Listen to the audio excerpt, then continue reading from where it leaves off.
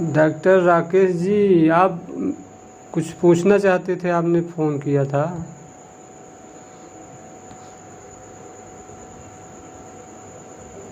हाँ जी, सभी को नमस्कार। सभी के अंदर विराजमान परमात्मा को मेरा नमस्कार।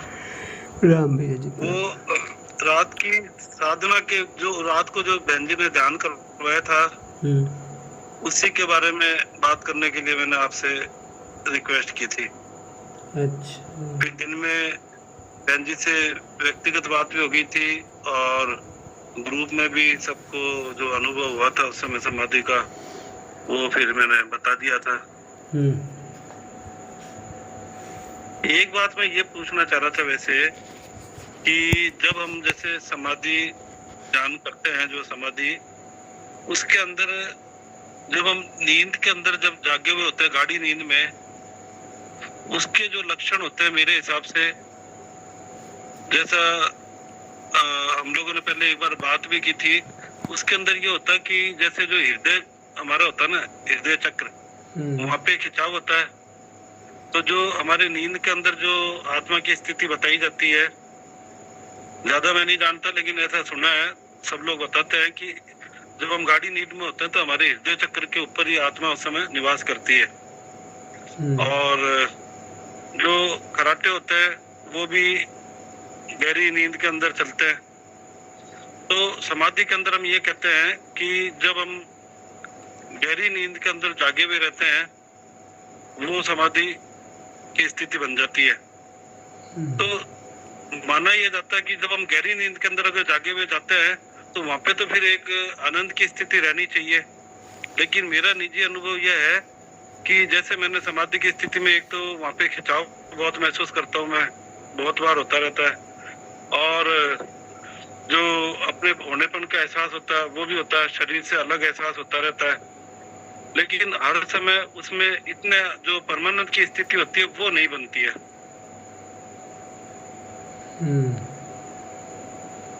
तो पूरा क्लियरिफिकेशन नहीं है। तो ऐसी जिज्ञासा है। बाकी तो मैं ज्यादा ज्ञान की बातों पे कम ही महत्व देता हूँ, अनुभव करने के होते हैं प्रैक्टिकली, उसी को ज्यादा मानता हूँ। लेकिन फिर भी थोड़ी जिज्ञासा है, अगर कोई क्लियरिफिकेशन कर दिया जाए तो। धन्यवाद भैया जी। मेरा जहाँ तक अनुभव है कि चाहे जितनी भी समाधियाँ हों, चाहे कोई 5 समाधि बताए या तो 10 बताए, नहीं 8 तक, 8 समाधि लोग बताते हैं, कोई तो 5 बताते हैं, ठीक। लेकिन समाधि के पार की अवस्था है आत्म साक्षात्कार। चाहे उसको आप आत्म साक्षात्कार बोलिए, चाहे उसको अनंत का बोध बोलिए, चाहे आप अद्वैत बोध बोलिए। अगर आप कबीर भाषा में बोलेंगे तो उसको विदेह बोला जाता है, ठीक। विदेह की स्थिति। अब बुद्ध की भाषा में अगर बोलेंगे तो आनंदता बोला जाता है, आनंदता का बोध। अब वेदांत की भाषा में अगर उसको बोलते हैं तो उसको अद्वैत बोध बोलते हैं, और बाकी और जगहों पे उसको आत्म साक्षात्कार कहा गया है। तो वो समाधि जो है वो दूसरी चीज़ है, लेकिन वो है उसमें पूरा आपको बोध रहेगा, ठीक, पूरा होश रहेगा। जैसे अभी आप जाग रहे हैं ना, ऐसे ही आपको पूरा मतलब कि पूरा बोध रहेगा। बोध तो पूरा रहता है अंदर बाहर का। अच्छा, आप जैसे जो विदेह की स्थिति कहते हैं ना, वो मैंने जो अनुभव करी है विदेह की स्थिति, वो होती है जिसमें लॉस ऑफ बॉडी कॉन्शियसनेस हो जाता है। तो वो समाधि के अंदर कई बार घटी हुई है। उस समय क्या होता है कि जैसे शरीर पूरा एकदम से गायब हो जाता है और बस खाली इतना एहसास होता है कि मैं हूँ, और कुछ भी नहीं दिखता, केवल आनंद की स्थिति होती है। उसके अलावा नजर उसमें कुछ नहीं होता, बस अपने होनेपन का एहसास होता है, दिखता कुछ भी नहीं है, न कोई दृश्य होता है, न कोई दृष्टा होता है, न कोई देखने वाला होता है। बाकी खाली इतना सा एहसास होता है कि बस मैं हूँ, और बाकी उसमें दिखता कुछ भी नहीं, और लॉस ऑफ बॉडी कॉन्शियसनेस हो जाता है। तो मेरे समझ में तो प्रैक्टिकली तो मैंने इतना अनुभव करा, बाकी शास्त्रों की भाषा का मेरे को पता नहीं विदेह की स्थिति क्या होती है। आप बिल्कुल सही कर रहे हैं। आप कह रहे हैं कि मुझे मैं हूँ का बोध होता है, शरीर का बोध नहीं होता है, ठीक। ये शुरुआत है, इसी के पार जाना है। जैसे ही आप पार होंगे ना, तब आपको अद्वैत का बोध होगा। ये आप जो मैं हूँ का बोध बता रहे हैं, तो ये समाधि की बात बता रहे हैं आप।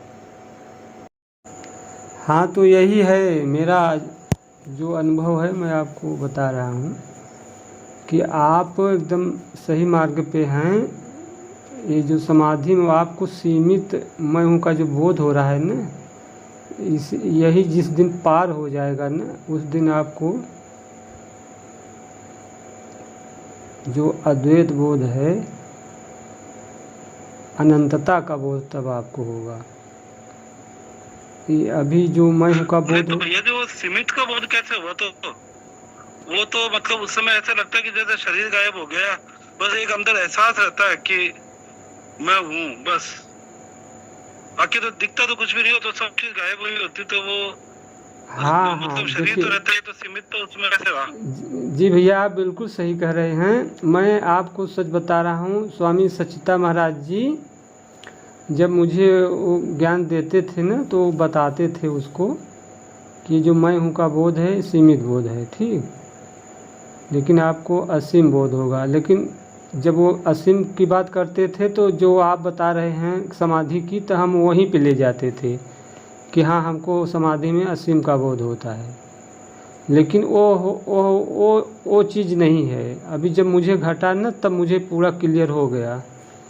लेकिन अब वो ही तो शब्दों में तो समझ में आएगा नहीं। शब्दों में तो आप भी बोल रहे हैं, हम भी इसी को अनंत बोलते थे, जो आप कह रहे हैं अभी कि शरीर का भान नहीं रहता है, लेकिन मैं हूँ का बोध रहता है, वहाँ कुछ भी नहीं रहता है। समाधि में भी कुल मिला के जो भी हो रहा है शुभ हो रहा है, परमात्मा की कृपा है। हाँ, उसमें परमात्मा की पूरी कृपा रहेगी, या परमात्मा ही रहेंगे उस समय। आपको सच बता रहा हूँ, जब जिस दिन घटेगा ना, लेकिन हाँ, आप एकदम द्वार पे खड़े हैं, बस एक ही छलांग लगेगी। जैसे कोई ध्यान पे रहता है, तो मान लीजिए कि ध्यान के बाद समाधि में जाना पड़ता है, और समाधि में जो जा रहा है ना, तो वो छलांग लगाएगा ना, तो फिर उसी में प्रवेश कर जाएगा। ये तीन लोगों की बात एक जैसी कैसे हो रही है? ये कि बात आज करीना बहन ने उन्होंने कही थी, यही बात पवित्रनाथ जी कह रहे थे, यही बात आज आप कह रहे हो।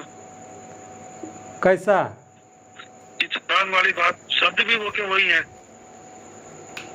हाँ, क्या कह रहे हैं वो लोग? नहीं, जैसे आप कह रहे हो ना कि बस छलांग लगने वाली बात बाकी है, ये कि आज बहन जी ने कही थी सुबह बात। हाँ, तो सही, यही बात आप कह रहे हो। यही बात पवित्रनाथ जी ने उस दिन कही थी, आचार्य जी ने। जी देखिए, जब जिनको अनुभव हुआ है तो वही बताएंगे ना। अब मान लीजिए, अगर शब्दों से जब तक मुझे नहीं हुआ था, तो हम भी वही मानते थे कि बस यही है समाधि की, जो मतलब मैं हूँ का जो बोध हो रहा है, यही है, यही सब करते हैं, यही मुझे पता था। लेकिन जब आगे यात्रा बढ़ी, तो आगे तो बताना पड़ेगा ना। ऐसा नहीं है कि शब्दों का अनुभूति के हिसाब से बता रहे हैं। शब्द तो बहुत हम लोग ने मतलब जाना था। चलिए, अच्छी बात है, परमात्मा रास्ता बना रहे हैं, हमारी लगन का, हमारी मेहनत का परिणाम आ रहा है। अच्छी बात है, यही श्रेष्ठ है, शुभ है, आपको अच्छा है। इतना आपको हो रहा है, आप धन्यवाद दीजिए।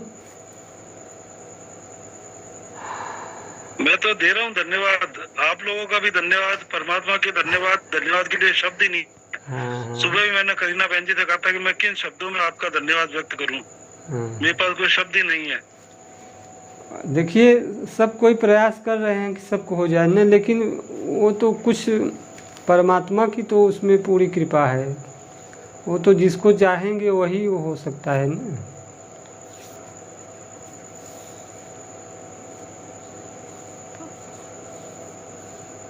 और उसमें थोड़ा ये सही बात है भैया जी। हाँ, मुझे जिस दिन हुआ था, उस दिन तो मैं कोई समाधि उमाधि नहीं लगाया था, मैं तो केवल सुन रहा था प्रवचन। 23 तारीख को उसमें मैं उन लोगों को बहुत बहुत धन्यवाद देना चाहूँगा कि सब वो लोग भगवान बन के हमारा सहयोग किए थे। और वो तो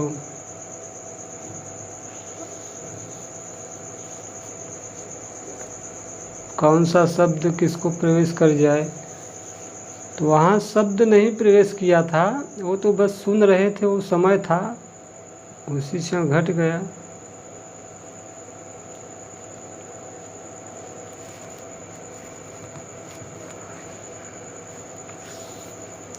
यात्रा है, अब लोग 14 वर्ष 15 वर्ष, मान लीजिए हमारा भी सन 2009 से अध्यात्म में आए थे। तो अब आप लोगों को मैं थोड़ा बताना चाहूँगा कि देखिए बहुत से मतलब बीच बीच में अनुभव हुए, लेकिन उस अनुभव को अस्वीकार करते चले गए। जो आप बता रहे हैं समाधि की बात, तो एक बार हमको मतलब बहुत गहरी समाधि लगी थी। ऐसे फीलिंग हो रहा था कि जो आपने बताया कि मैं का बोध है, मतलब मेरे सिवा कुछ नहीं था, ऐसा आप बता रहे हैं ना। एक बार मतलब कि ऐसा बोध हुआ था कि मैं एकदम इतना सुन्न हो गया कि बस वापस होने में भय लगने लगा कि अब वापस नहीं होंगे, कहीं कहाँ चले गए थे, क्या सुन्नता, एकदम चेतना कहाँ चली गई थी, कुछ पता नहीं चल रहा था। फिर वापस आए, 2 हो गया। और एक बार तो माता जी का साक्षात्कार हुआ था, अष्टभुजी जो माता जी हो, दुर्गा जी का। और ये जो 23 तारीख हुआ, ये मेरा चौथा, मतलब 4 जो हुए हैं मतलब बहुत गंभीर में थे, लेकिन फिर भी यात्रा जारी रही। अब ये जो हुआ है, ये हमको जो माता जी का साक्षात्कार हुआ था उससे 4 वर्ष बाद हुआ है ये।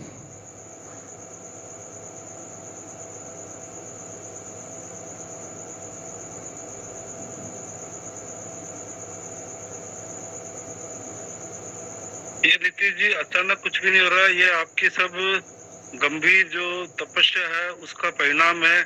वो एक समय आने पे परमात्मा अपने आप उसका परिणाम किसी भी स्थिति में अपने को दे सकता है। जरूरी नहीं अपन ध्यान में समाधि में हो, बैठे बैठे घटित हो जाता है, दिन में घटित हो जाता है, दोपहर में कभी भी घटित हो सकता है। हाँ, तो ये सब अचानक कुछ भी नहीं हो रहा। जी बिल्कुल सही कह रहे हैं। वो जो माता, अक्सर मैंने ये देखा है कि जिन लोगों को घटित हुआ है ना, वो लोग उस समय समाधि में नहीं होते, अचानक से घटित होता है। ये होता है जिस समय एकदम बरसात हो जाती है परमात्मा के प्रेम की।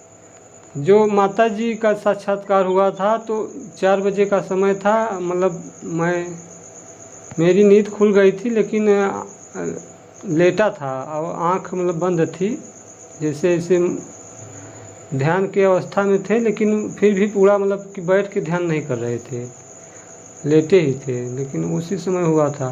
और ये जो घटना घटी इसमें भी हम लेटे थे, प्रवचन सुन रहे थे।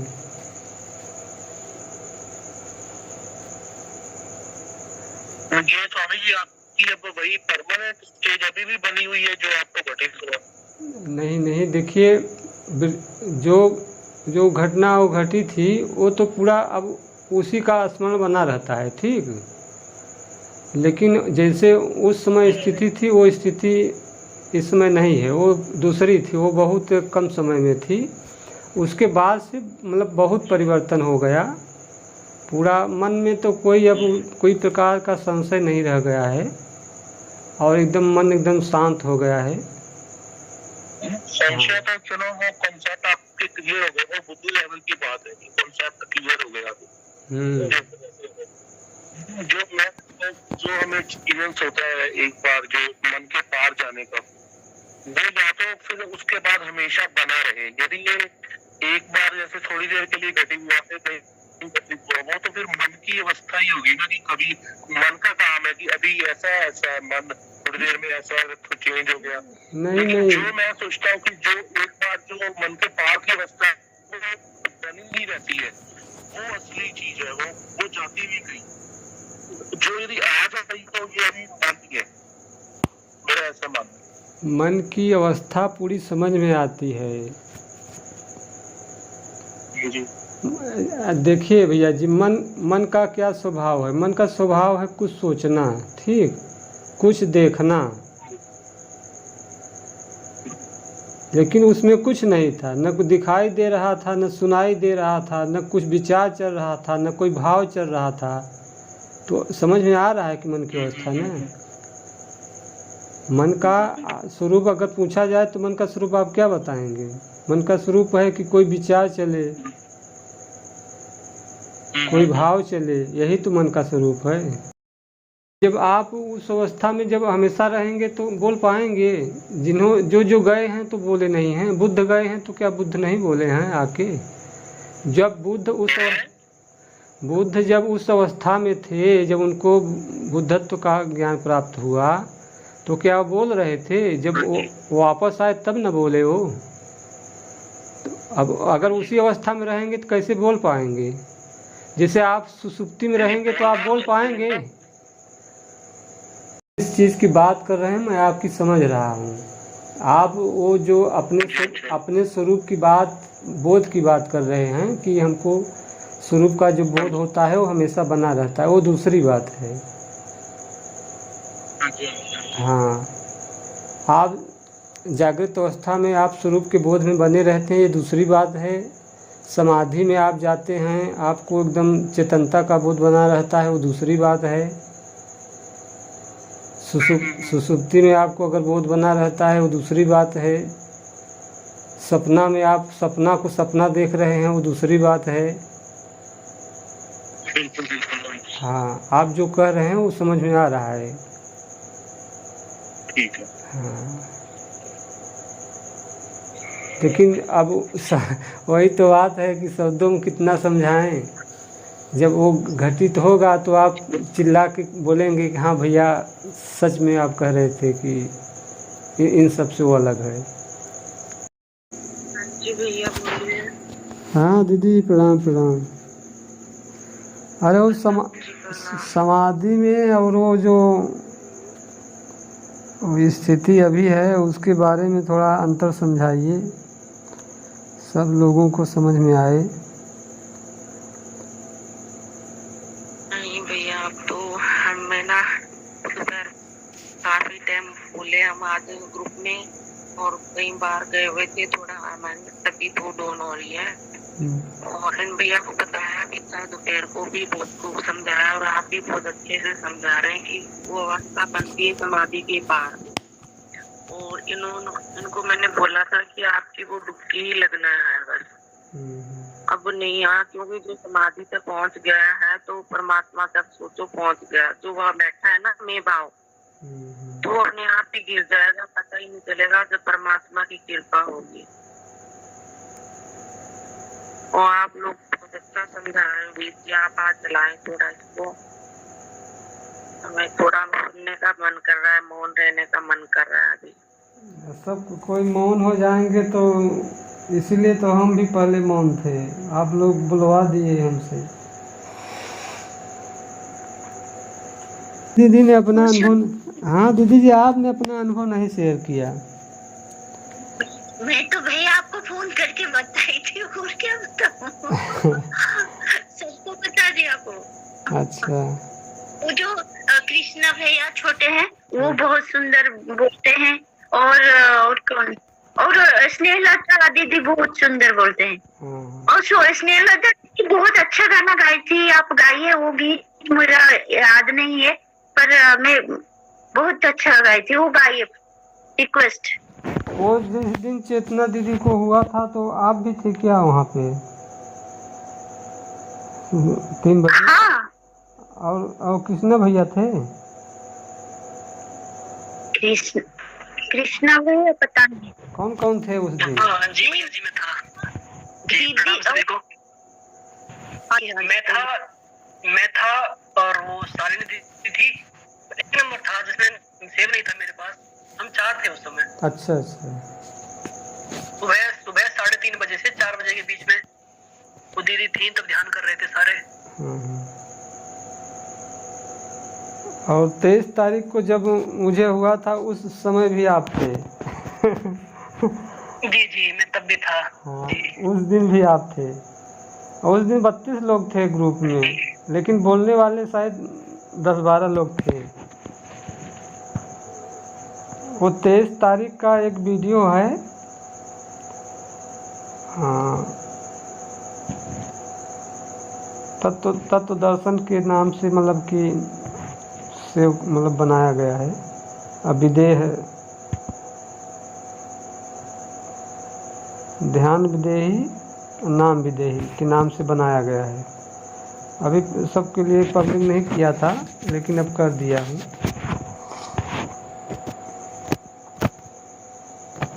तो उसको मेरा जहाँ तक अनुभव है कि सुनते हुए सीधे लेट जाना है और बस पूरा सुनने में प्रयास न रहे, बस आप अपने बोध में रहें और शरीर को पूरा ढीला छोड़ दें। अगर हो गया, परमात्मा की कृपा होगी तो घट जाएगा।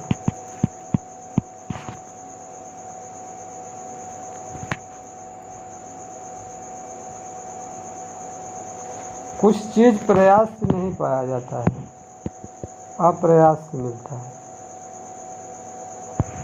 और कुछ आप लोग एक काम किया करें कि प्रार्थना किया करें परमात्मा से।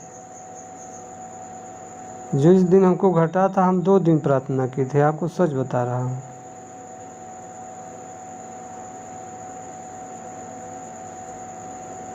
अब विश्वास रहे,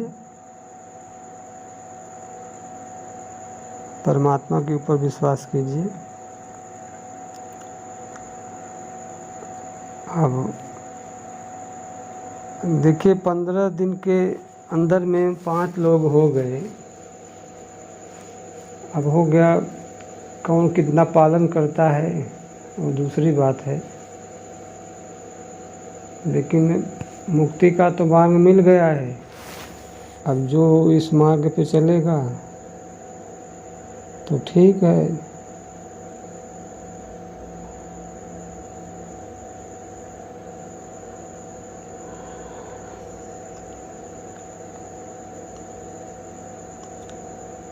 लेकिन जहाँ तक अनुभव है कि दोनों चीज़ एक साथ नहीं मिलेगी, या तो परमात्मा या तो फिर संसार है। जैसे जैसे संसार से आसक्ति छूटती जाती है, वैसे वैसे व्यक्ति परमात्मा की ओर बढ़ता चला जाता है।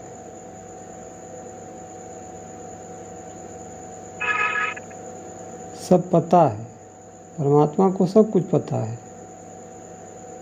हम लोग जो करते हैं ना, सब पता है उसको।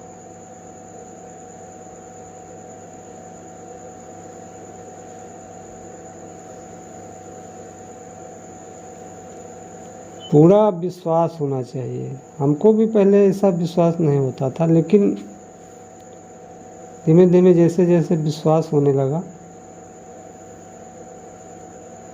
मैं एक पंथ में था, वहाँ पे बताया जाता था कि आत्मा ही पर मतलब कि आत्मा ही सब कुछ है। तो आत्मा ही सब कुछ है, वो वहाँ पे ये बताया जाता था आत्मा ही सब कुछ है, लेकिन जो आपके अंदर है बस वही परमात्मा है, बाहर वहर कुछ नहीं है, ऐसा बताते थे। लेकिन क्या हुआ कि हमारे अंदर क्या वो जिज्ञासा जगी कि हमने वो मार्ग छोड़ दिया। ये पूरा मुझे विश्वास हो गया कि परमात्मा है तब हम हैं, ये नहीं कि आत्मा है तब हम हैं। हाँ, कहने का भाव अलग है कि आत्मा ही परमात्मा है, परमात्मा ही आत्मा है, ये बात ठीक है, ऐसा कहा जाए तो ठीक है। लेकिन वहाँ पे मानते ही नहीं थे कि कहीं मतलब परमात्मा है, या सर्वत्र भी नहीं मानते थे, केवल अंदर ही मानते थे।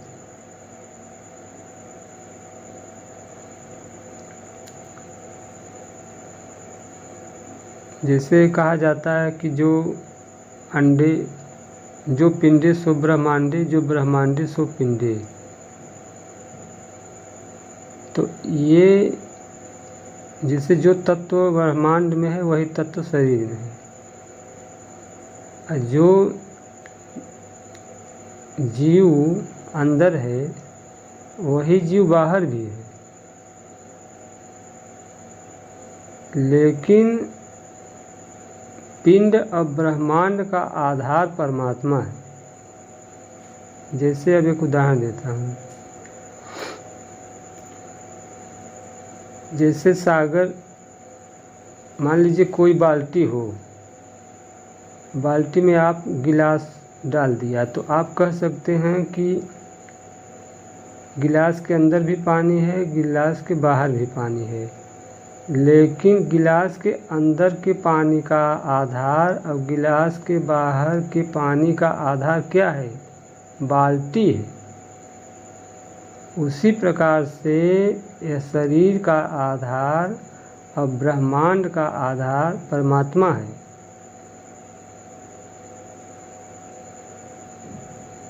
ये हमारी जो चेतना है वो परमात्मा से एकाकार होती है।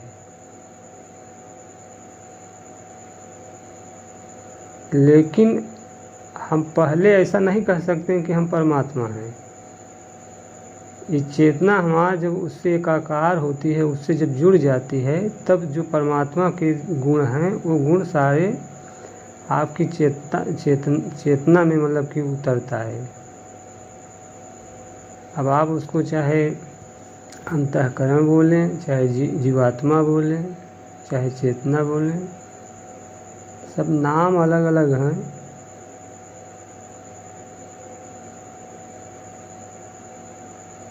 ऐसा मेरा अनुभव है। अब इस पे अपना अपना विचार दे सकते हैं अपने ज्ञान के आधार पर। सब कोई अपना थोड़ा थोड़ा 5-5 मिनट बोलिए।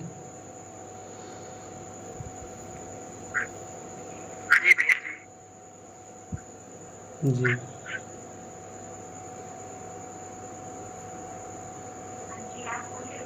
भैया जी, जैसे कहते हैं ना कि पहले तो हम मानते हैं कि परमात्मा है, तो अगर हम पहले परमात्मा को मान लेते हैं या परमात्मा की सत्ता को मानते हैं, तो फिर हमें ये भी कहीं ना कहीं तक मन में ये बैठ जाता है कि जो करा रहा है वो परमात्मा ही करा रहा है।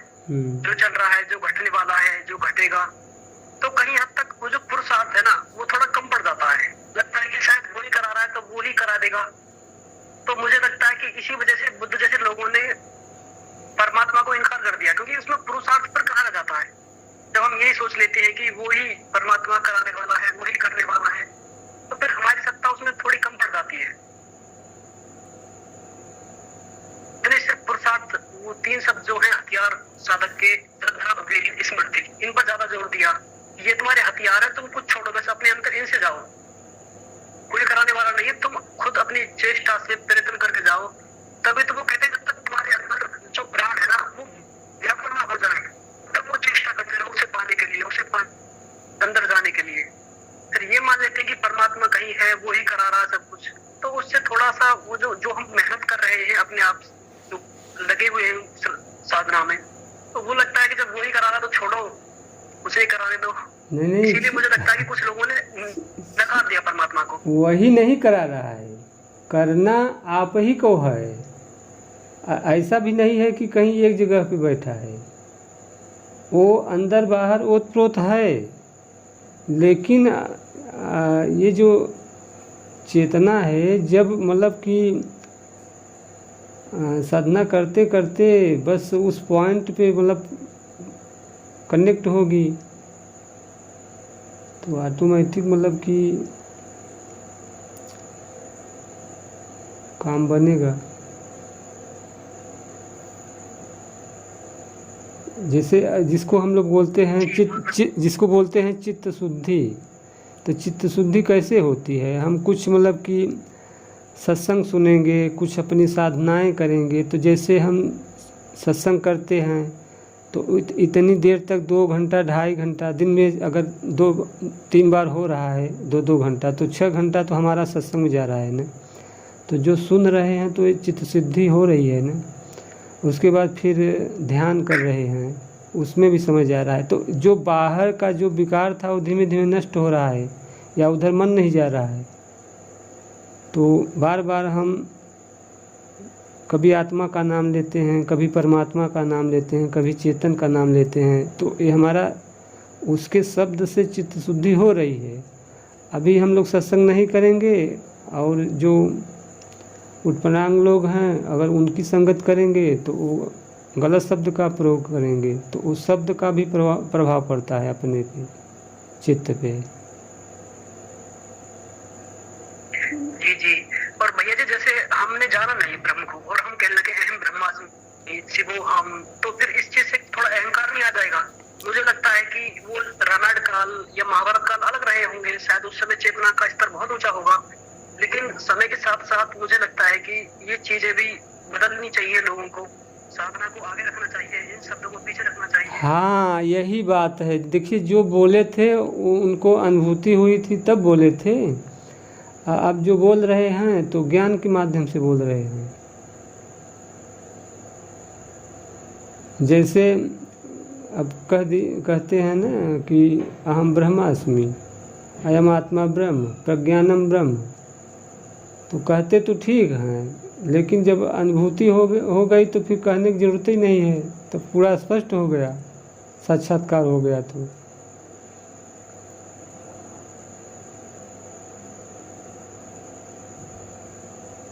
यही ज्ञान और साक्षात। जैसे पहले हम भी बोलते थे, क्या बोलते थे कि जो दिखाई देता है वह दृश्य है, जो देखता है वो दृष्टा है, दृष्टा कभी दिखाई नहीं देता है, ऐसा हम भी बोलते थे। लेकिन वो बोध होने के बाद तो पूरा स्पष्ट हो गया। जब अगर हम सीमित दृष्टा का भाव, जैसे अभी हम किसी चीज़ को देख रहे हैं तो हम सीमित हैं, ठीक, तो ऐसा लगेगा कि हम दृष्टा हैं, जो हम देख रहे हैं वो दृश्य है। और जब उस अवस्था में तो पूरा भ्रम दूर हो जाएगा कि उसके सिवा कुछ है ही नहीं है।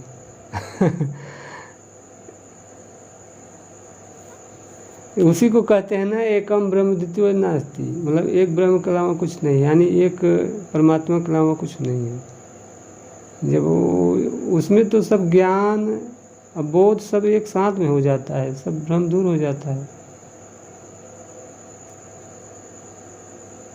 लेकिन यात्रा तो करना पड़ेगा ना। अब कोई कभी कुछ पढ़ाई नहीं किया है और न कोई न ध्यान किया है न भजन किया है, अब मान लीजिए अगर उसको हो भी जाता है तो समझेगा ही नहीं क्या चीज़ है, उसको सपना भी समझ लेगा। क्योंकि जब जो अध्ययन कर रहा है तो जागृत स्वप्न सुषुप्ति का भेद जान रहा है तीनों का, तो जब वो घटेगा तो वो पता चलेगा ना कि हाँ वो चीज़ तीनों मन की अवस्थाओं से अलग है। अब कहने के लिए कोई कह देते थे कि हम ऐसी अवस्था में पहुंच गए थे, हम क्या पहुंचेंगे, वहाँ पे दूसरा था ही नहीं।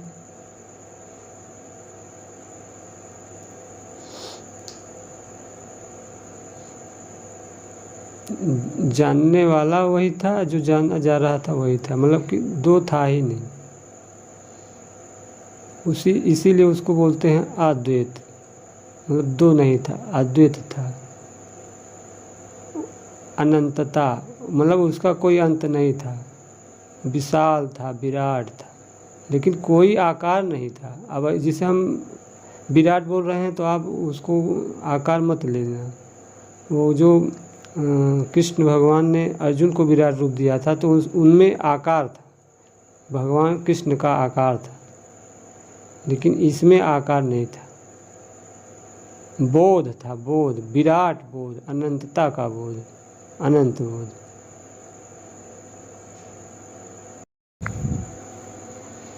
आप ऐसा कह सकते हैं कि मैं ही था, या कह सकते हैं कि परमात्मा ही परमात्मा था। हाँ, परमात्मा के सिवा कोई नहीं था। ऐसा नहीं था कि हम थे और परमात्मा थे, किसी का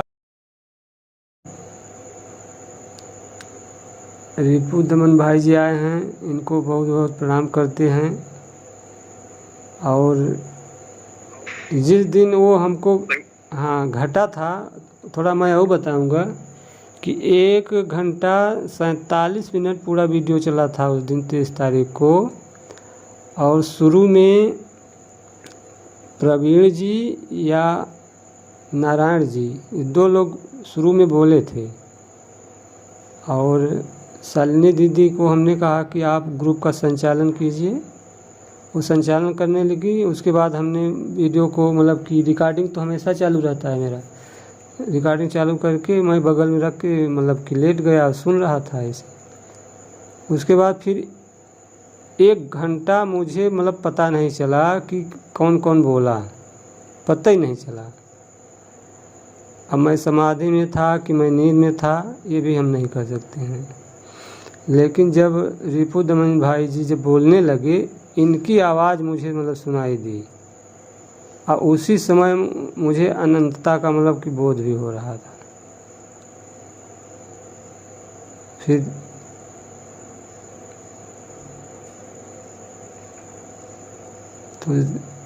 तो उसके बाद फिर वापस आए, तो फिर स्थिति वापस आने के बाद मेरी 3 बार बनी, लेकिन उस ढंग से नहीं बनी, वो दूसरी थी। शरीर में तो ऊर्जा बहुत था, 2 बार मतलब प्रयास हुआ, लेकिन वो जो था वो दूसरा था। फिर उस प्रकार से नहीं आई थी, जो 2 और बनी थी। 3 अवस्था बनी थी उस समय।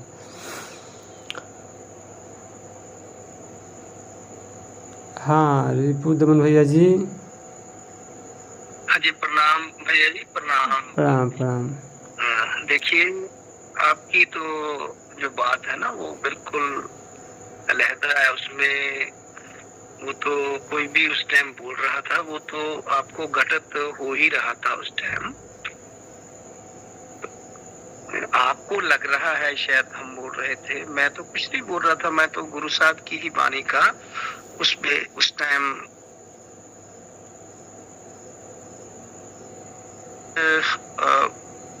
अवस्था में ही गुरु गोविंद सिंह जी ने वो वाणी लिखी हो, जिसमें वो कह रहे थे कि इन विद करत तपस्या भयो, द्वैत एक रूप हवै गयो।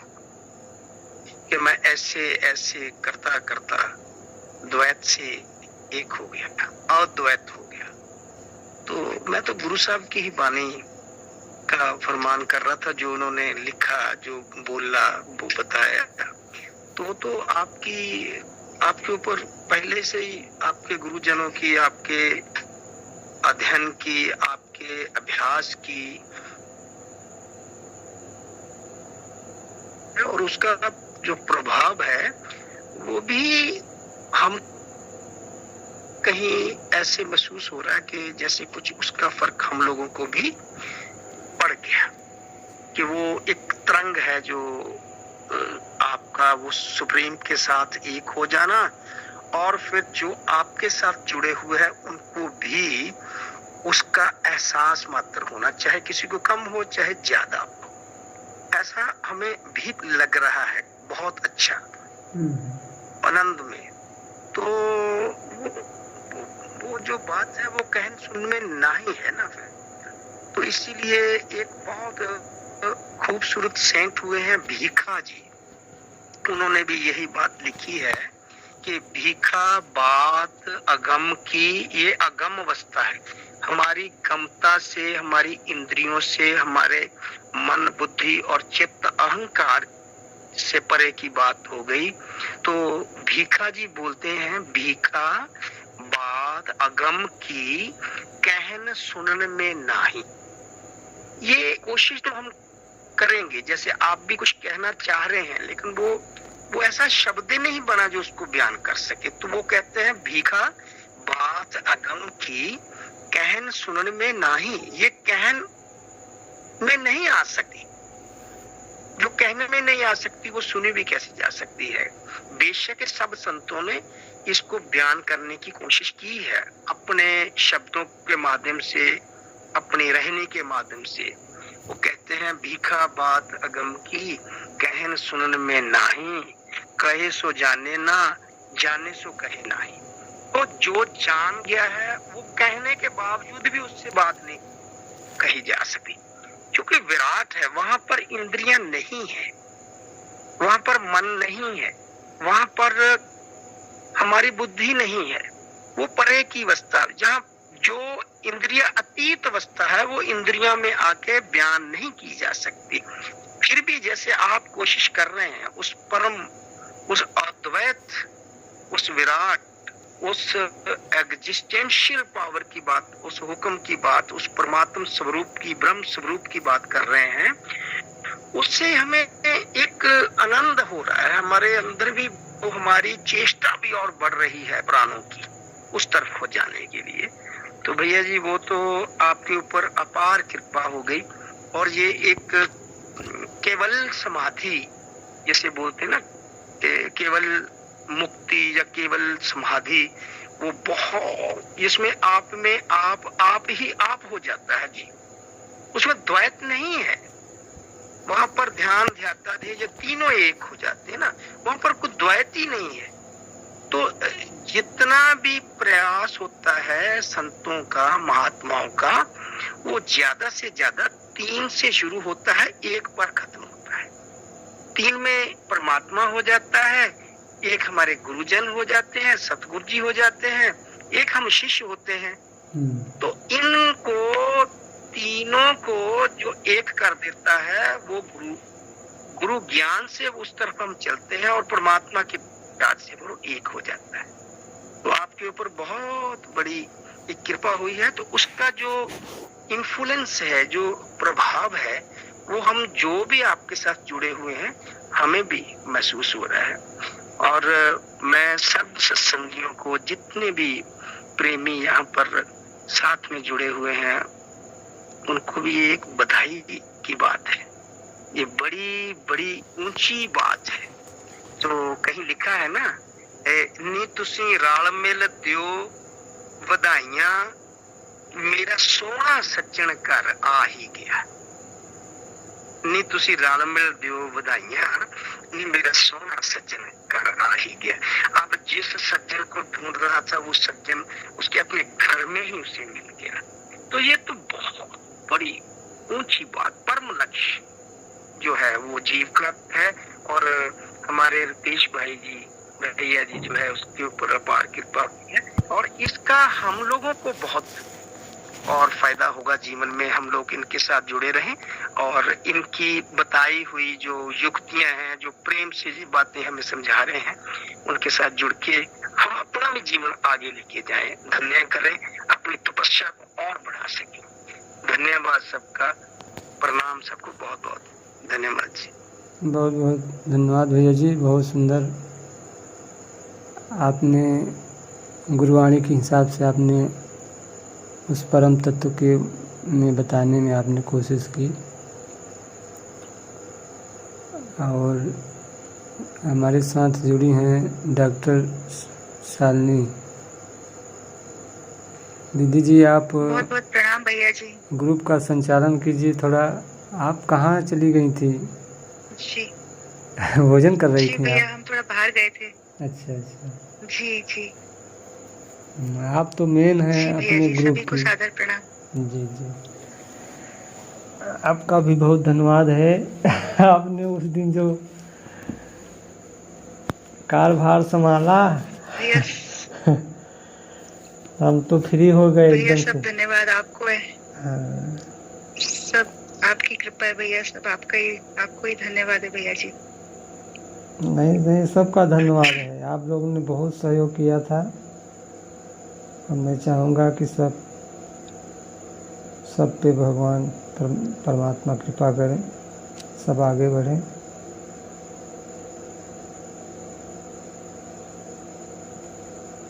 ठीक है, आगे बढ़ाइए और लोगों का अनुभव जानिए। जी भैया जी। तो हाँ, हमारे साथ हैं नंदलाल भैया जी। भैया जी आपको बहुत बहुत प्रणाम। अनुभव हमारे साथ शेयर कीजिए। नंदलाल भैया जी प्रणाम। दीदी बहुत बहुत प्रणाम आपको। ग्रुप में सभी भैया को बहुत बहुत प्रणाम, सभी बहनों को बहुत बहुत प्रणाम।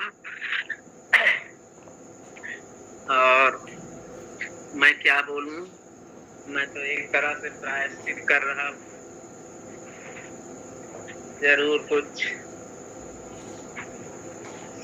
संस्कारों का दोष होगा। अब उन्हीं कर्मों को दग्ध कर रहा हूँ, क्योंकि मैं निरंतर लगा हूँ प्रयास में प्रभु की कृपा पाने का, लेकिन मुझे कुछ अनुभूति नहीं हो रही है। और इसलिए मेरी वाणी से कुछ निकल नहीं पा रहा है। क्या बताऊं मैं, कुछ बोल नहीं पा रहा हूं मैं। इसलिए आप सबकी कृपा का पात्र बना हुआ मैं ग्रुप में बस ऐसे जुड़ करके सुनता रहूं, तभी प्रभु की कृपा होगी। तो मैं भी उस आनंद की अनुभूति कर सकूंगा। बस देवी जी, और ज्यादा कुछ नहीं कहूंगा। धन्यवाद, बहुत बहुत प्रणाम। प्रणाम भैया जी, बहुत बहुत प्रणाम। आपकी साधना अच्छी चल रही है, आपको बहुत अच्छा ज्ञान है, आप मायूस न हो, आपको जरूर जरूर वो घटेगा। आप बिल्कुल इसमें आगे बढ़ते रहिए साधना में। और हम आगे बढ़ते हैं, हमारे साथ हैं रामावतार भैया जी।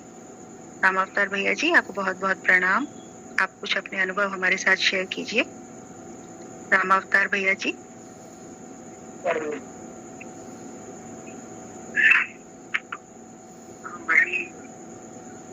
अनुभव तो अभी यह आश्रम के घर में रहते हैं, कुछ घटता तो है, लेकिन मतलब कुछ बताया नहीं जाता, कुछ शब्द नहीं है। लेकिन मैं एक वाणी कहूंगा, नरस देख दिल में जिज्ञास संसार ना भावे, भाव सागर बह बीते साहिब ना लावे, रोम रोम में रत्ना लगी महबूब सुहावे, गूंगे ने गुड़ खा लिया फिर किसे बतावे, प्रीतम की छवि का छिका मस्तान को हावे, मान सरोवर मिल गया जहाँ हंसा नहावे, गर्क हुआ दीदार में कोई नहीं पावे, जो पहुंचा उस देश उल्टा नहीं आवे, सुन गरज ब्रह्मांड की जमदंड उठावे, अगम धाम के चौके सतगुरु फरमावे, सुन गरज ब्रह्मांड की जमदंड उठावे, अगम धाम के चौकी सतगुरु फरमावे, नूर नदी का नूर सदा शिखर चढ़ावे, अमृत के दरियाओं में आपे मिल जावे, 5-25 प्रपंच से मन पकड़ छुड़ावे, सन्मुख बैठा नूर के अनुभव गुण गावे, तेज पुंज जगमग करे सुख सागर पावे, नित्यानंद घर अमरापुर साहिब पहुँचावे, भाव सागर फैली के साहिब ना जावे, दर्श देख दिल में छिका संसार ना भावे, साहिब साहिब। बहुत बहुत धन्यवाद भैया जी, बहुत सुंदर सुनाया आपने। बहुत बहुत प्रणाम आपको। और हमारे साथ हैं राकेश भैया जी। राकेश भैया जी, आपको बहुत बहुत प्रणाम। अगर आप सुन पा रहे हैं तो हाँ जी। हाँ बहन जी। आप अपने अनुभव शेयर कीजिए। प्रणाम आपको। आप सभी को बहुत प्रणाम। अनुभव वैसे तो आज मैंने रात वाला तो बता दिया था सबको। एक अनुभव मैं आपको बताना चाहूंगा, बड़ा इंटरेस्टिंग सा है। वो क्या मेरे बचपन के अनुभव है। तो मेरे को जाने अनजाने में, मैं उस समय समझता नहीं था, मैं तो बच्चा ही था छोटा। तो 3 बार मेरे को है ना समाधि की बचपन में झलक मिली थी। उस समय मैं समझता भी नहीं था, लेकिन वो इतने खास क्षण थे मेरे लिए, इतने खास मोमेंट थे स्पेशल, कि मैं उनको कभी भी भूलता नहीं था। वो मेरी स्मृति में हमेशा बने रहे हैं। वरना तो बहुत सारी चीजें आती है, हम भूल जाते हैं। तो वो हुआ ये था एक्चुअली उसमें 3 बार, कि एक बार तो कोई ये क्रिकेट के मैच हुआ करते थे, तो उसकी कोई न्यूज सुननी थी मेरे को। इंग्लैंड के अंदर चल रहा था, उसके लिए इधर तो मेरे को नींद आ रही, इधर वो उसके लिए जिज्ञासा थी कि वो सुनना है, तो उधर वो उसमें न्यूज चल रही। तो एकदम हल्की हल्की सी ऐसी स्थिति बन गई कि उस समय जब वो स्कोर सुनाने लग रही थी, इतनी आनंद की सी स्थिति बन गई कि बड़ी अजीब सी स्थिति थी। मतलब वो मेरे को सुन भी रहा था, नींद भी आ रही थी, अजीब सा अपूर्व आनंद महसूस हो रहा। बाद में उस मोमेंट को मैं भूलता नहीं था। मैं सोचता कि ऐसा हुआ क्या था उस दिन, बाकी तो हमेशा सुनते हैं, करते हैं, सब चीज होती है, वो याद थोड़ी रहती है अपने को। ऐसे ये सामान्य बात है, लेकिन वो मैं भूल नहीं पाया। ऐसे एक बार मैं जब पढ़ता था, बीएससी के अंदर पढ़ रहा था उस समय, तब क्या हुआ, रात के अंदर पढ़ते पढ़ते मैं लेटा, तो उस समय 11:30 बजे कोई ऑल इंडिया रेडियो से गाने वाने आते थे, तो वो उस समय हल्की हल्की से नींद आने लगी।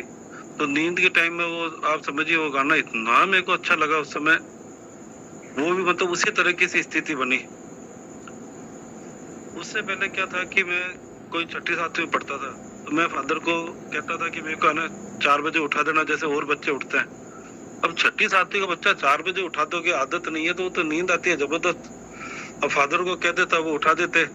अब इधर आती मेरे को नींद, इधर पढ़ना, तो मतलब बड़ी मन में और डर की सी स्थिति कि जगना है, और उधर वो नींद आ रही है, तो उसके अंदर में क्या वो नींद से आती, तो उस समय इतना आनंद महसूस होता, अजीब सा जो मैं सोचता, मैं कि क्या हुआ ऐसा, इतना मेरे मजा क्यों आ रहा है। मैं अब तो फादर को बाद में भी कहना है कि नहीं, मेरे को है ना हमेशा भी छुट्टियां होने के बाद में मैंने कहा मेरे को ऐसे सुबह उठाया करो, मैं बाद में वापिस आऊंगा, लेकिन वो वाली बात बनती नहीं है।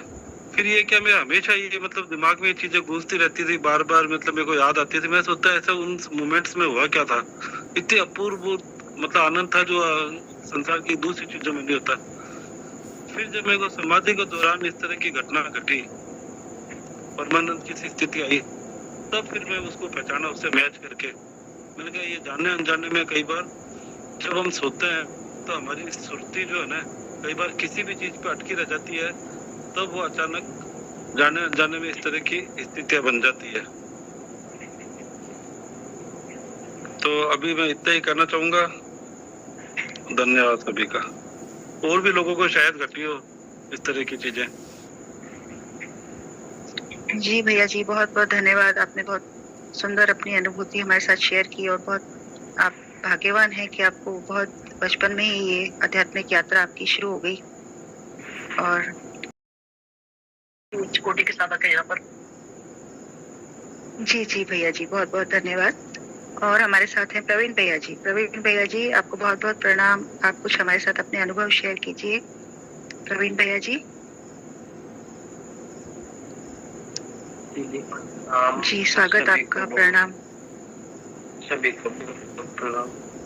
और मेरा अनुभव तो दीदी यही हो रहा है कुछ दिन से, कि जैसे मैं सत्संग सुनता हूँ ना बस ध्यान से ही, तो ऐसा ही ठहराव सा होता है, और मतलब सुनते सुनते ही ना बस ऐसा लगता है कि उस अवस्था में रहने की वो अवस्था बनती है सिर्फ सुनने सुनने से ही, और ध्यान से ना अवेयरनेस से ही बनता है धीरे धीरे, और बिना किसी क्रिया या साधना के कुछ नहीं, बस एक ध्यान से बस होनापन में वो चीज स्वतः ही हो ही है, बस हो ही जा रही है खुद ही, बस हमारा होना ही है, और अपनी जिज्ञासा बस उसको जानने की, बस मेरा तो यही अनुभव है। धन्यवाद। बहुत बहुत धन्यवाद भैया जी, बहुत सुंदर अवस्था है आपकी। और इसी के साथ हम आगे बढ़ते हैं। हमारे साथ हैं सुमन जी। सुमन जी, आपको बहुत बहुत प्रणाम। सुमन जी,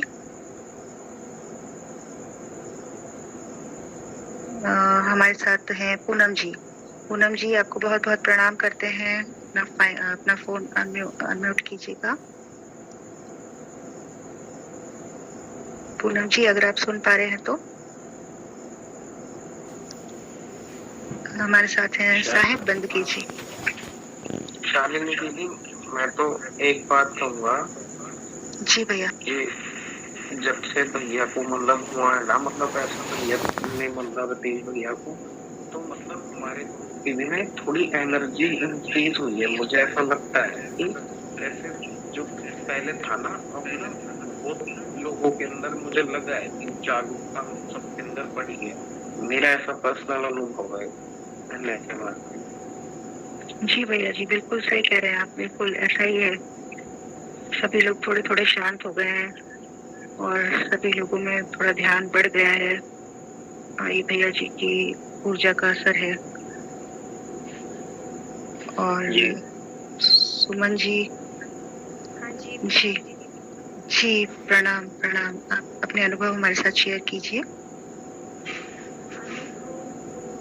6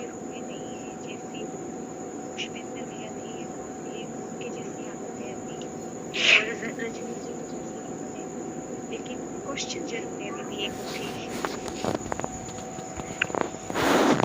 क्वेश्चन जी हेलो। जी कहिए कहिए।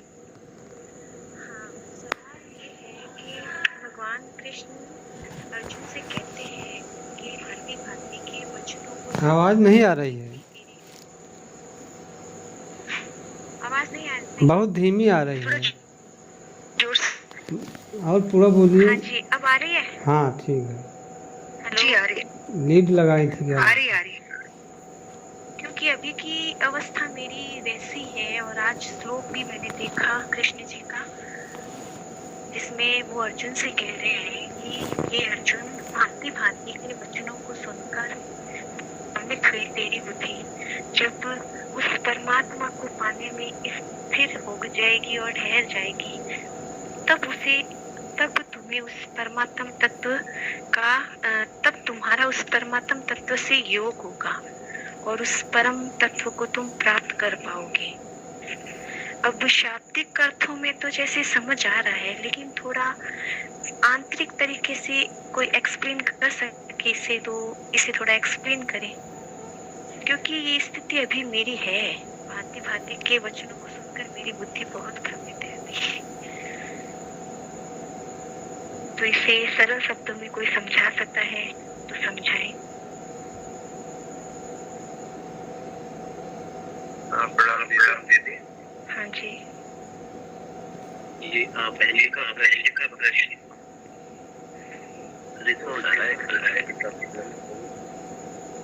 सुमन दीदी आप अपना फोन म्यूट कर लीजिए, धन्यवाद। अच्छा, थैंक यू। हाँ, तो ये प्रश्न है, मुझे ऐसा समझ आया कि ध्यानस्थ कुरु कर्माणि, इसका मतलब जानना चाहती है, वही है ना सुमन दीदी? यही है। हाँ, ध्यानस्थ भी हम लोग कल रात को ही ये भगवत गीता के बारे में 3 घंटा चर्चा हुआ एग्जैक्टली। बहुत ही अजूबा लगता है मुझे जब एक चीज इतने लोगों का दिमाग में एक ही बार आता है। तो ध्यानस्थ कुरु कर्माणि का मतलब है, जब तक हम हमारा मन में हमारा अहंकार को या कर्ता भाव भोक्ता भाव को हम मैं समझते रहेंगे, मन जैसा जैसा कहेगा वैसा वैसा ही हम सुनते जाएंगे। मन क्या करता है, वही 2 में स्प्लिट हो जाता है, एक तो बात करते रहती है, एक सुनते रहती है। तो जब आपको निस्सहाय करके बात करती है, तब आप सोचते हो कि मैं इनकेपेबल हूँ, मैं नहीं कर सकता। जब वो आपको ज्यादा हवा दे देती है, आपको आया बिना ही खुद पड़ते हैं, पता नहीं क्या करने वाले हो, फिर भी आप शुरू कर देते हो। तो ये मन का भटकाव हटने के लिए मन के अंदर जो घटा भाव है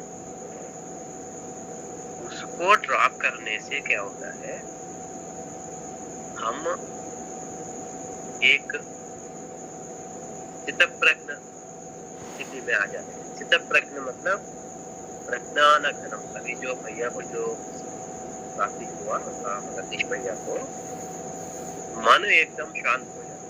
मन मिटने का एक और अवस्था है, लेकिन मन शांत होने का अवस्था ही है। तो ध्यानस्थ गुरु कर्माणि का मतलब, उस टाइम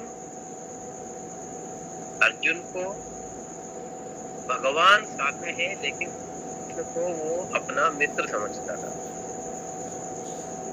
वो भगवान नहीं समझता। मित्र है और हितकारी है, जो वो बताएंगे हम करेंगे, ठीक है, वही मतलब होगी। तो जैसे ये मन का विकारों का वजह से सोच रहा था कि मैं युद्ध नहीं करूंगा, क्योंकि मेरे ही भाई बंधु को मैं क्यों मारूं, ऐसा करने से बहुत लोग विधवा हो जाएंगे और समाज में लोग अपना अपना रीति रिवाज भूल जाएंगे और वो पाप पूरा मुझे आए। तो श्री कृष्ण ने बताया कि ये सब सृजन मेरा ही है। पहला ये समझा करो कि मैं ही कर रहा हूँ, मतलब श्री कृष्ण मैं ही कर रहा हूँ, मैं ही करवा रहा हूँ।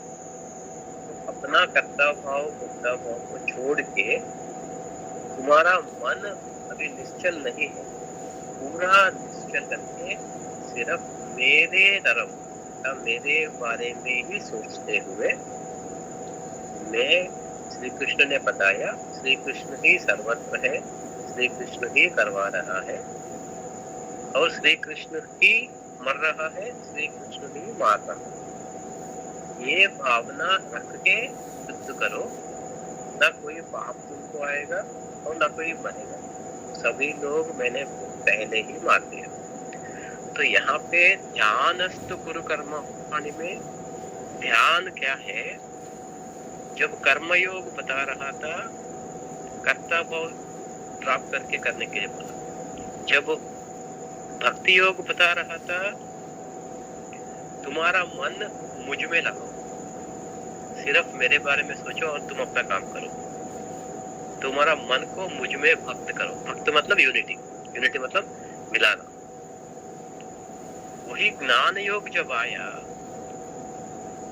उनको विश्वरूप दिखाने के बाद में भी समझ में नहीं आया कि सब परमात्मा ही है, मैं अलग नहीं हूँ। ये भी समझ में नहीं आया।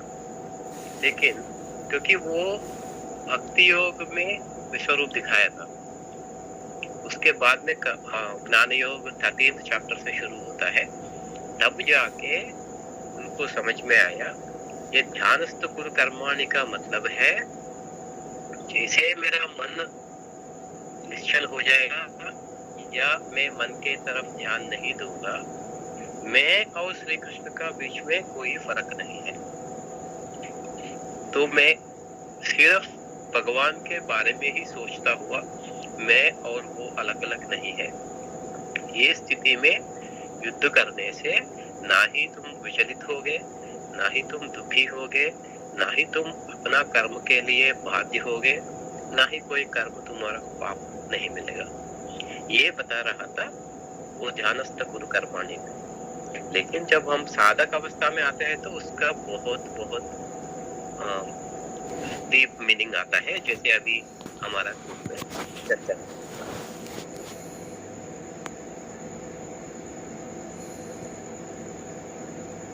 सुमन दीदी, आपको कुछ काम आया मेरा एक्सप्लेनेशन?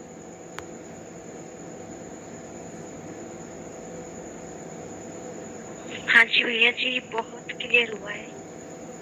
और जैसा कि आपने बताया कि, और जो रतीश भैया बताते हैं कि साधना की अवस्था में ये मेरी शरण में आ और मैं उनका खुद, ये एक ही बात हुई ना कि मुझे स्मरण करता हुआ तो युद्ध कर। ये जो भैया जी बताते हैं रतीश भैया, मैं उनके बोध को और भगवान कृष्ण कहते हैं मुझे स्मरण करता हुआ युद्ध कर, ये भाव एक ही तो हुए ना फिर। हाँ, सही है।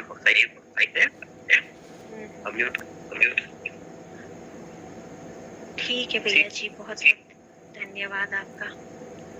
ऐसे ही हमारा मार्गदर्शन करते रहिए ताकि हमारा विचलित मन थोड़ा स्थिर हो सके। आप भाग्य है अभी तैयार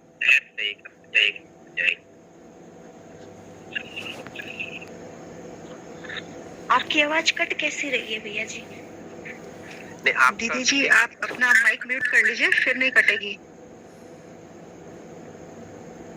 हाँ, मैं ये बता रहा था कि आपने जैसे इस ग्रुप में चेक किया ना, तो आपका मार्ग प्रशस्त है। आपका मार्ग एक ही जगह जाके रुकती है जहाँ पे अपना रतीश भैया बाहें फैला के सबको बुला रहे हैं।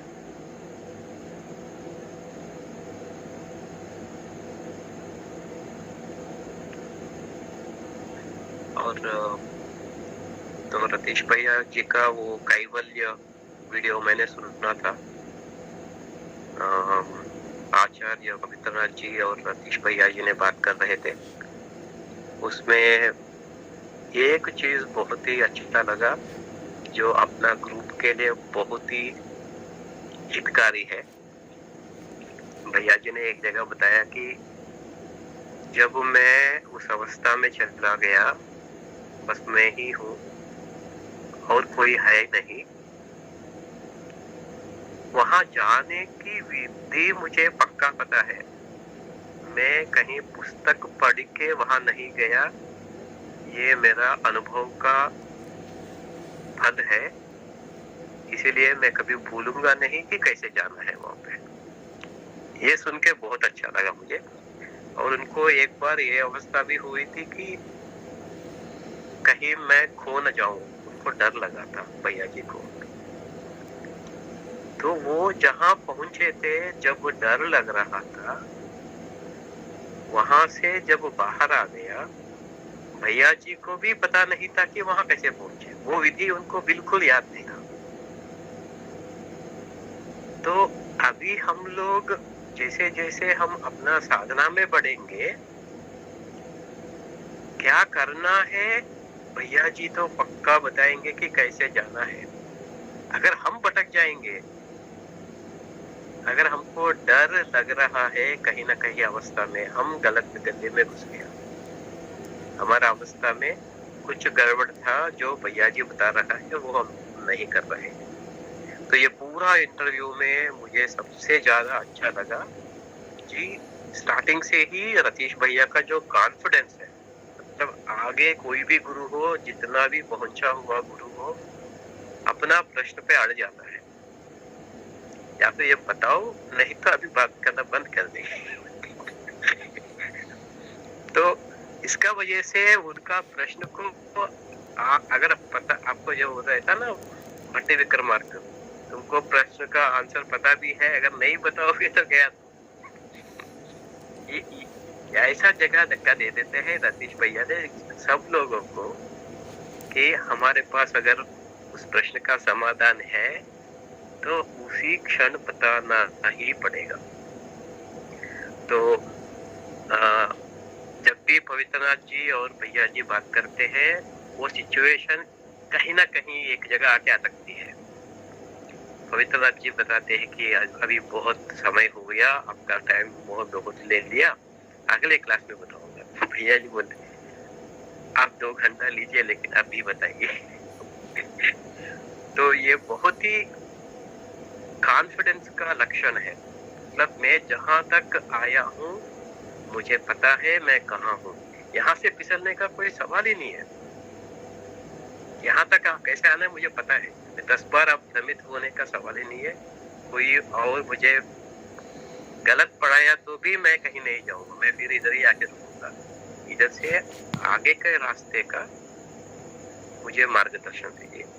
ये जो कॉन्फिडेंस हम सब जितने भी हमारे ग्रुप के मेंबरशिप है, सब में ये कॉन्फिडेंस बढ़ेगा, क्योंकि ये बड़े बड़े लोग हमारे ग्रुप में, उनका सानिध्य में रहने से ही हमको पता चल जाता है कि कौन सी सही है और कौन सी रास्ता गलत है।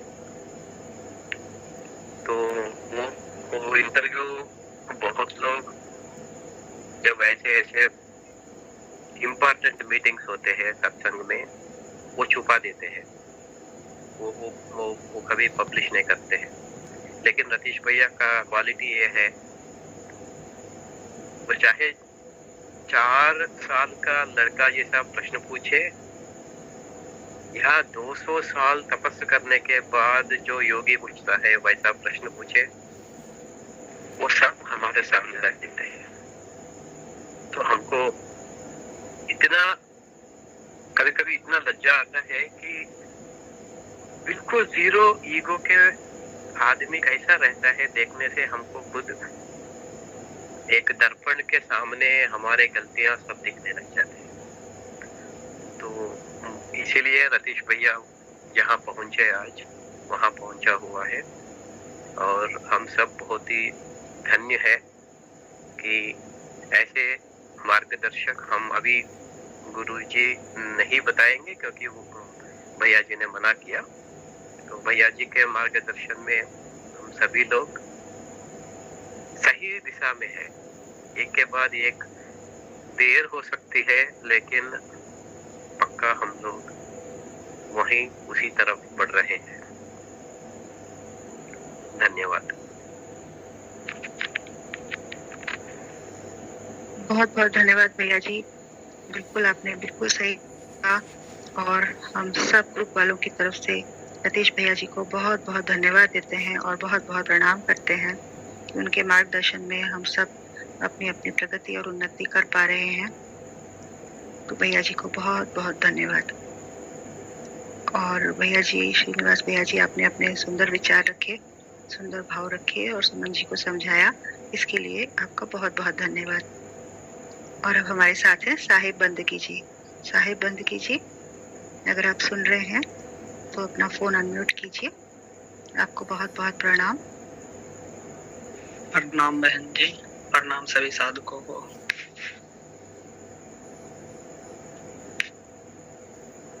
मेरे तो हमारे साथ जी ऐसा अनुभव तो नहीं हुआ है, फिर भी जब भी ध्यान में बैठते हैं तो हमारे साथ ऐसा घटित होता है भी कि जैसे ऊर्जा ऊपर की तरफ उठता है। जब हम बहुत ज्यादा देर तक बैठते हैं ना, मतलब खिंचाव सा महसूस होता रहता है ऊपर में। और उसके बाद निर्विचार का भी स्थिति बनता है थोड़ा बहुत, उसके बाद फिर विचार आ जाता है। बस ऐसा अभी हो रहा है, बट पहले से तो बहुत अच्छा है। धन्यवाद। धन्यवाद जी, प्रणाम। और हमारे साथ हैं अमिता जी। अमिता जी, अगर आप सुन रहे हैं तो अपना फोन अनम्यूट कीजिए। अमिता जी, प्रणाम आपको। हमारे साथ अपने अनुभव शेयर कीजिए।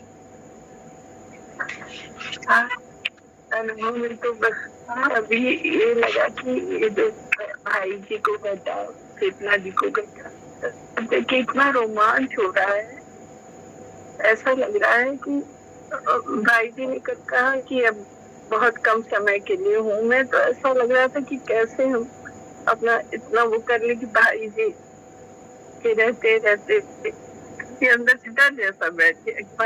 भाई जी ने ऐसा क्यों कहा, भाई जी ने कि 1-1.5 साल, तो वो चीज अंदर बहुत लगी, बड़ा दुख अंदर से होने लगा कि इतना कम टाइम में जल्दी कैसे हम पा पाएंगे, कैसे जान पाएंगे अपने को। बाकी अभ्यास जारी है, सुबह और शाम मेडिटेशन का और अनुभव भी हो रहे हैं। लग रहा है कि भाई जी लोग के उसके कारण हम लोग में भी थोड़ा बहुत उन्नति हो रही है। बस परेशानी नहीं, हम ट्रेन में हैं, बात नहीं कर पाएंगे, नेटवर्क चला जाएगा। धन्यवाद जी, बहुत बहुत धन्यवाद आपको। और रतीश भैया जी के आशीर्वाद से हम सब वहाँ पहुँचेंगे, आप बिल्कुल चिंता मत कीजिए। बहुत बहुत धन्यवाद। और अब हमारे साथ हैं धीरज भैया जी। धीरज भैया जी, अगर आप सुन पा रहे हैं तो अपना फोन अनम्यूट कर लीजिए। अनिल भैया जी,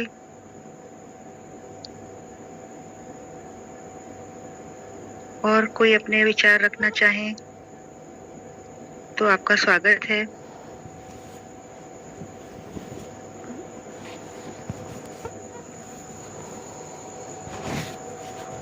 ध्यान करा दें थोड़ा। अभी जो 10:30 बज गया है।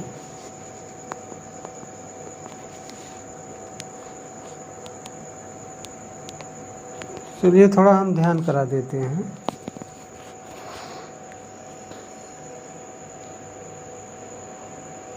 हमारी आवाज जा रही है? जी भैया जी, आ रही है। बहुत बहुत धन्यवाद भाई जी, ध्यान की जरूरत थी।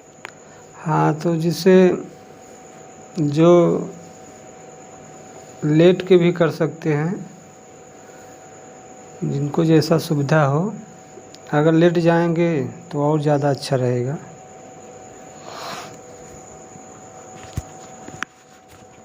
सीधे लेट जाइए और मोबाइल को अपने साइड में रख लीजिए और दोनों हाथों को अपने साइड में ढीला छोड़ दीजिए।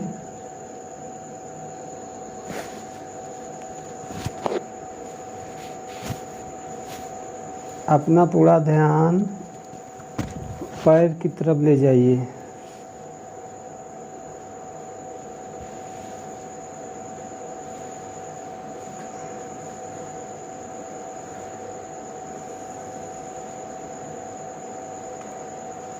पूरा शरीर को ढीला छोड़ दीजिए।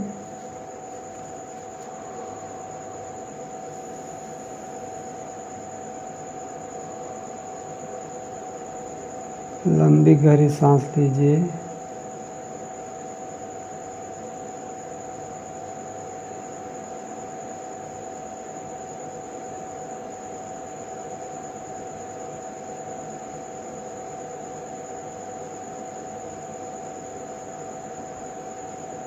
आराम आराम से सांस अंदर भरना है और आराम आराम से सांस को बाहर निकालना है। जल्दबाजी नहीं करना है।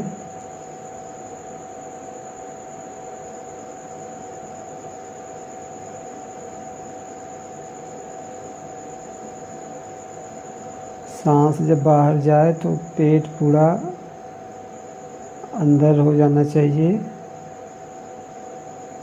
सांस जब पेट में आए तो पेट पूरा फूल जाना चाहिए गुब्बारे की तरह।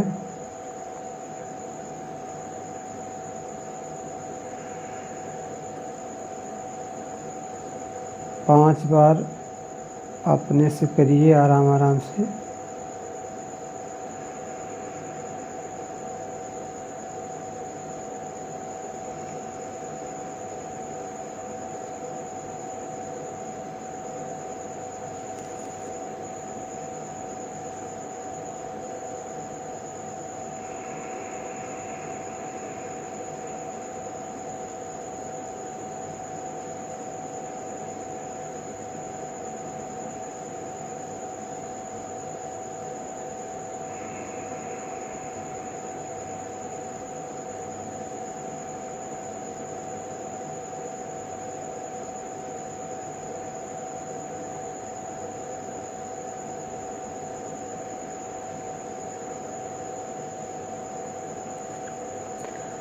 अब अपना पूरा ध्यान पैर पे ले जाइए, तलुए पे।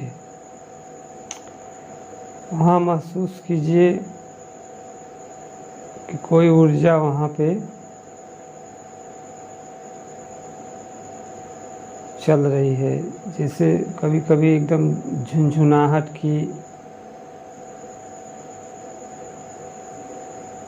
हाथों में पैरों में कभी झुनझुनाहट आती है सबको, ऐसे ही आप महसूस कीजिए कि हमारे पैर सुन्न हो रहे हैं।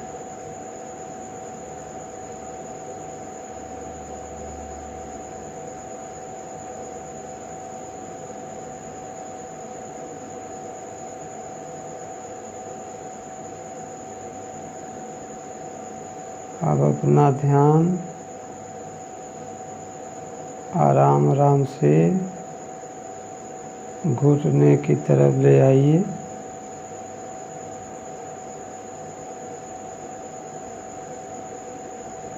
मेरा पैर सुन्न हो गया।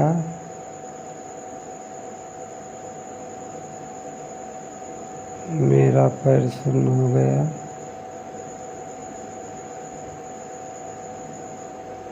अब अपना ध्यान कमर पे लाइए। कमर से लेके एड़ी तक मेरा पैर सुन्न हो गया।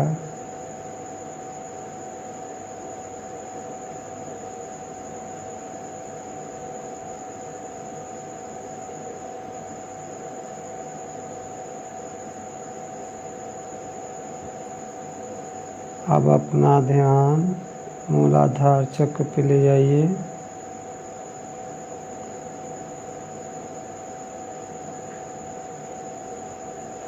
मूलाधार चक्र का 5 बार संकोचन कीजिए।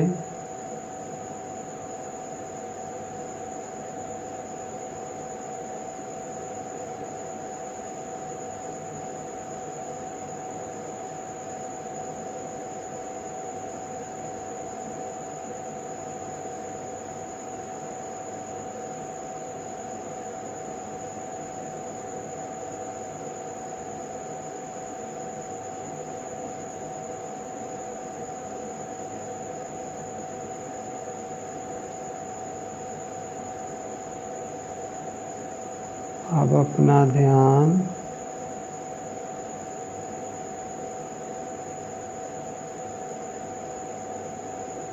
मणिपूरक चक्र पे रहे, यानी इसके आजू बाजू महसूस कीजिए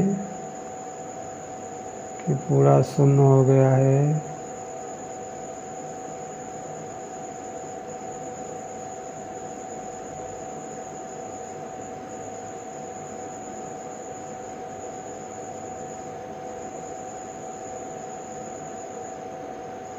अपना ध्यान हृदय पे लाइए। सांसें एकदम छोटी हो गई हैं।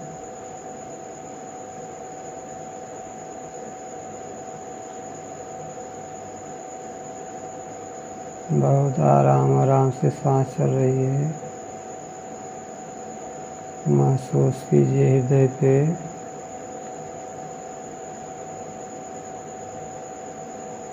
हृदय से लेकर एड़ी तक मेरा शरीर शून्य हो गया है।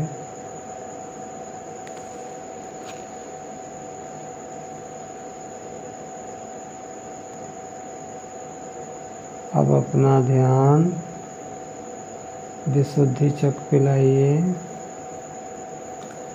गले के आसपास पूरा शरीर शून्य हो गया है।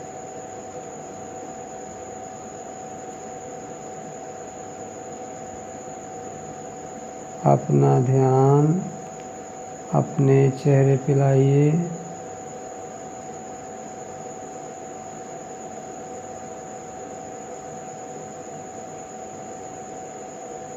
अपने चेहरे को महसूस कीजिए।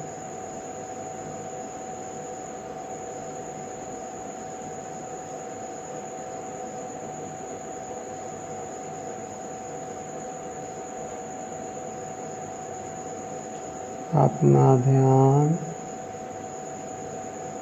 आज्ञा चक्र पे ले जाइए।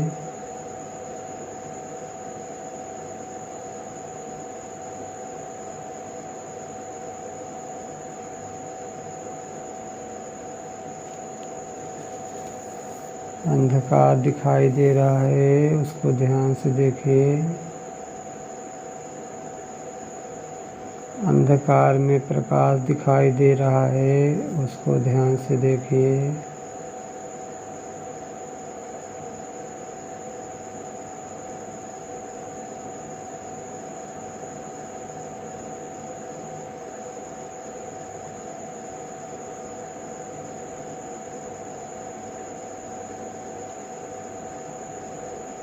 मन में विचार चल रहा है, उसको दृष्टा भाव से देखिए। मन में क्या विचार चल रहा है, उसको दृष्टा भाव से देखिए।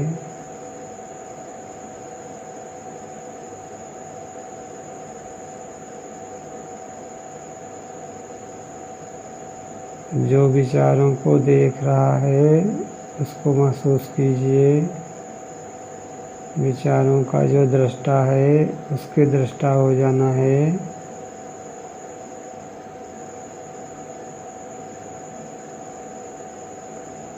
जिसको बोलते हैं मैं हूँ का बोध, अपना होनापन।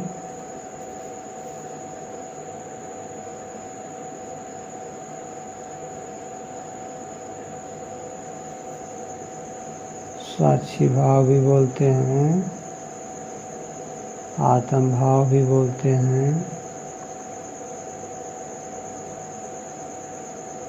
मात्र मेरा होनापन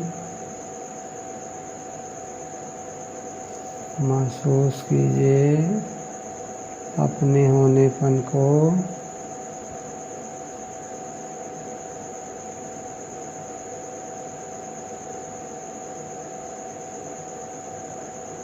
मैं नहीं बोलना है, केवल हूँ की अनुभूति करना है।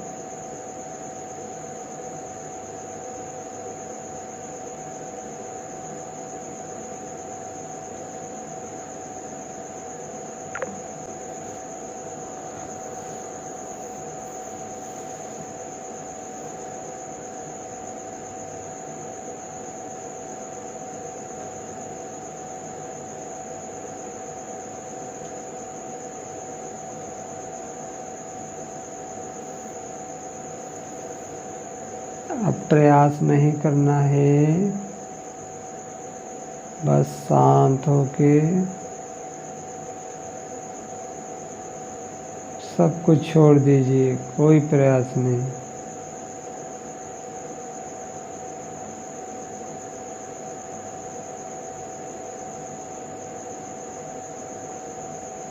प्रयास रहित।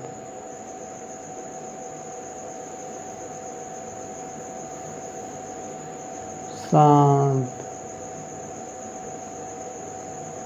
पूरा शरीर सुन्न हो गया है।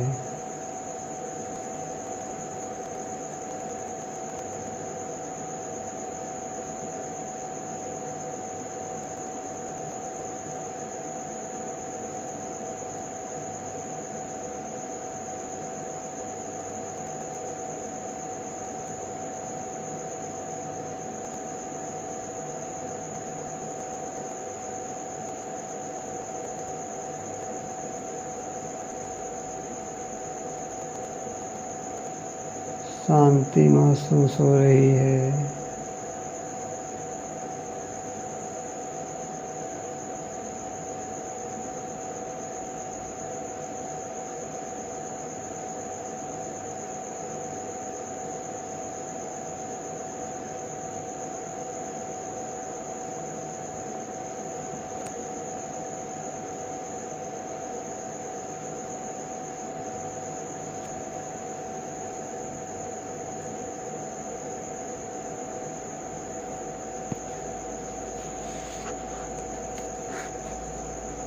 सोने के पहले ऐसे ही आप लोग को अभ्यास करना है प्रतिदिन। जागने के तुरंत बाद अपने बिस्तर पे बैठ जाना है। बस मैं हूँ के भाव में आना है, अर्थात अपने स्वरूप के बोध में आना है। ये यात्रा चलती रहे, निराश नहीं होना है।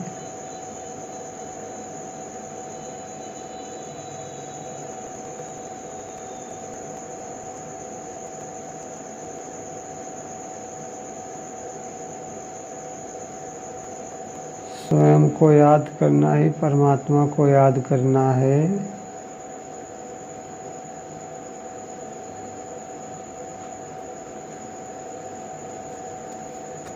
जो अंदर है वही बाहर है, जो बाहर है वही अंदर है।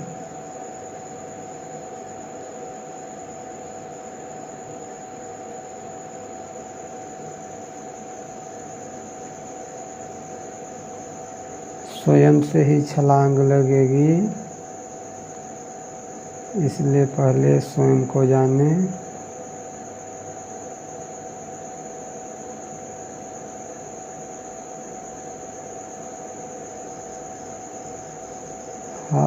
हमेशा अपने स्वरूप का स्मरण बना रहे। उठत बैठत कबहू न छूटे, ऐसी ताड़ी लागे। ताड़ी मीन्स ध्यान। हमेशा ध्यान अपने स्वरूप का रहे।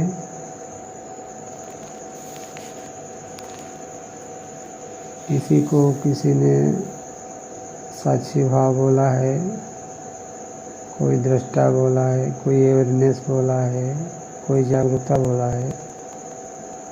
सब नाम अलग अलग हैं। आप साधारण भाषा में कह सकते हैं अपने होनेपन में बने रहना। सीधा सीधा, शब्दों पे नहीं जाना है, बस भाव पकड़ना है।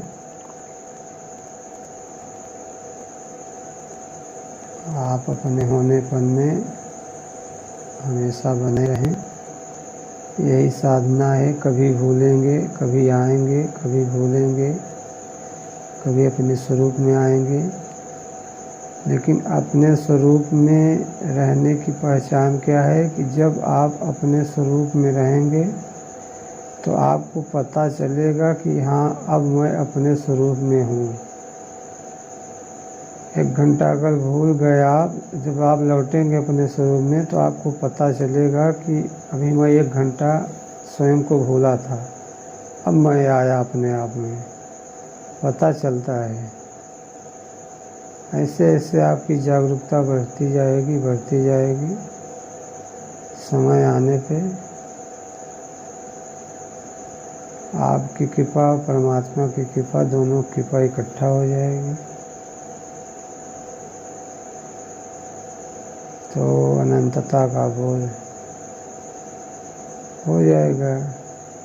एक बार हो गया तो फिर हो गया, सारे संशय समाप्त हो गए।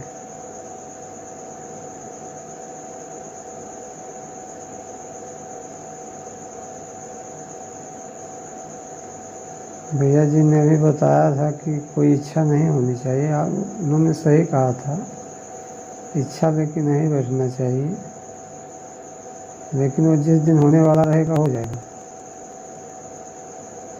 कोई अपनी इच्छा नहीं रहता, अपना बस केवल कर्तव्य होता है। अपनी जो साधनाएं हैं हम लोग करते रहें, बस जिस दिन होने वाला होगा हो जाएगा। नहीं होगा तो निराश भी नहीं होना है, यात्रा जारी रखिए।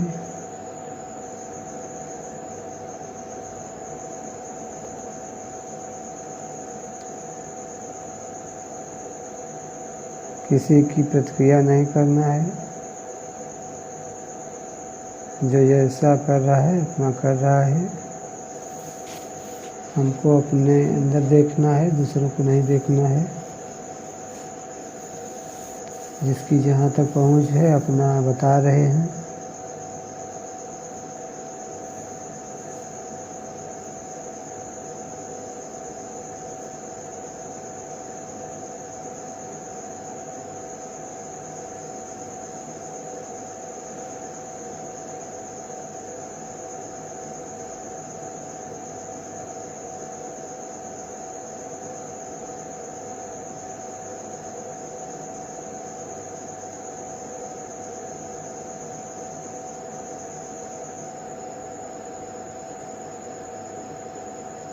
मोबाइल को कट करके आप ध्यान अवस्था में रहना चाहते हैं तो आप बने रहें, कोई दिक्कत नहीं आएगी। ध्यान करते करते आप सो जाइए। ये भय निकल जाना चाहिए कि मेरी कभी मौत नहीं होगी।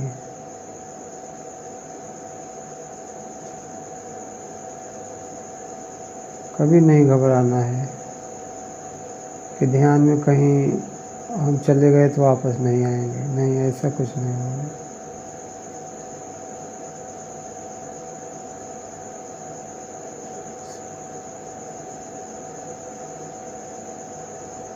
इसी अवस्था में आप रहते रहते आप सो जाइए।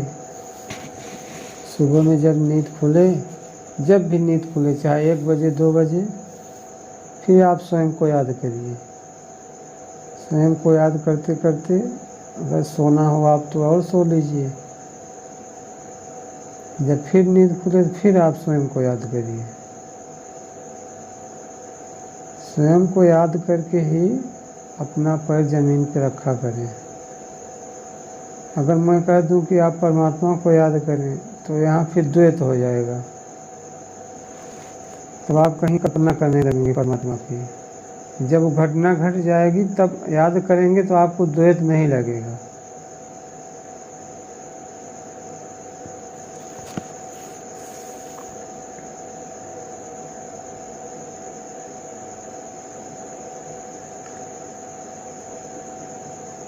किसी को कुछ बोलना नहीं है, मोबाइल को अपना कट कर लीजिए और आप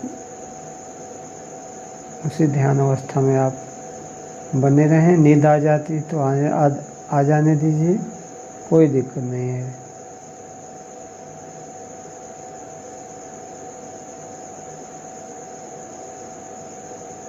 क्योंकि पूरी समाधि घटने में 1-1.5 घंटा समय लगता है। अब हमने 15 मिनट बताया तो 15 मिनट में नहीं होता है। अभी तुरंत आप लोगों को जगा देंगे तो नहीं घटेगा। डरना उरना नहीं है। शरीर अगर आपका सुन्न होगा कोई दिक्कत नहीं है।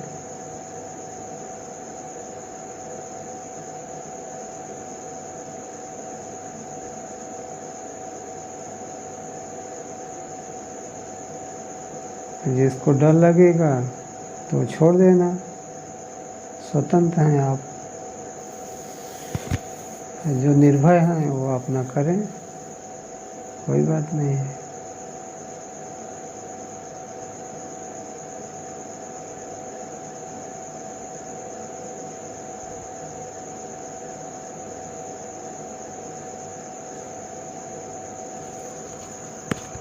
ओम श्री परमात्मा नमः।